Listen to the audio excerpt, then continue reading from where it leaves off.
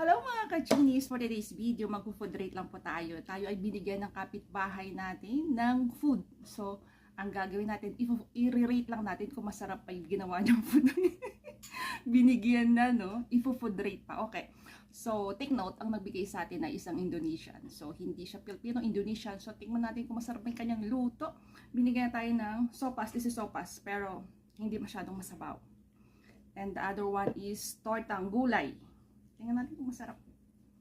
So, first, try natin ang kanyang sopas. Kung masarap ang kanyang sopas.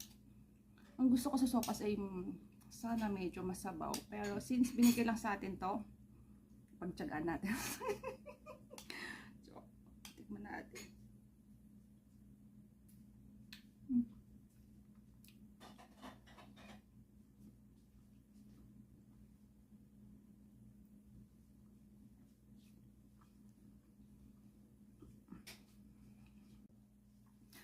So, yung sopas, medyo matigas pa yung kanyang pasta.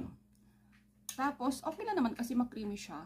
But, yun nga, dapat sa sopas is medyo masabaw siya konti. Sorry po.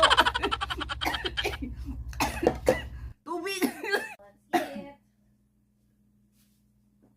So,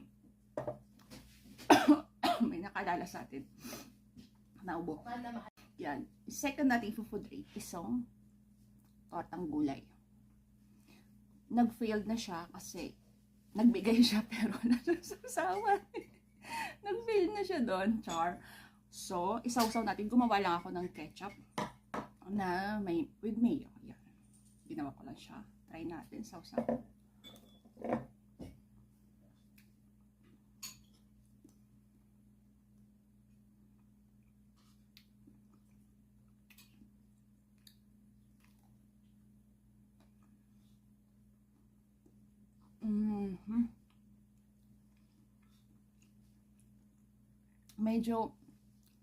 Medyo makapal yung harina. Siguro kasi kanina pa kasi siya niluto. Ngayon pa lang kasi yung breakfast na here. Ngayong Ramadan, late na 6 na ng gabi. Kaya dahil siguro hindi ko na kasi siya ininit. Kanina niya pa ito binigay sa akin. And then yun lang, ma-oily. Siguro 5 out of 10. Dagang info lang tayo kasi ganun yung mga luto na right now since kasi Ramadan and fasting sila. So, yung mga food na mga niluluto nila actually hindi na yun tinitikman kasi nga bawal pa silang tumikim ng food kasi nga